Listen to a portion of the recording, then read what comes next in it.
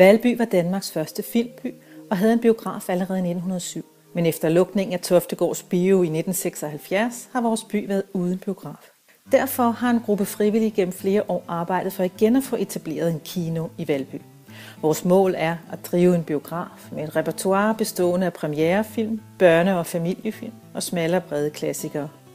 Men stedet skal samtidig være en åben og levende kulturoase for folk, der vil diskutere film, lære om film eller bare mødes over en god kop kaffe. Biografen skal primært drives af frivillige, og overskuddet skal gå til velgørende formål inden for film, kunst og kultur. I december 2012 lykkedes det endelig at få den økonomiske opbakning, der skulle til for at skyde projektet i gang.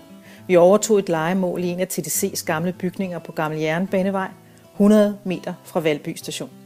Siden efteråret 2012 har vi så arbejdet med at få ryddet de gamle lokaler og har sammen med bygningshåndværkere påbegyndt byggeriet af 3 biografsale.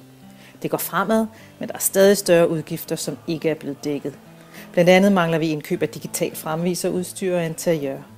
Hvis du er begejstret for vores projekt og har lyst til at støtte os, så får du samtidig noget retur, der kan indløses i Valby Kino, når den står færdig senere på året.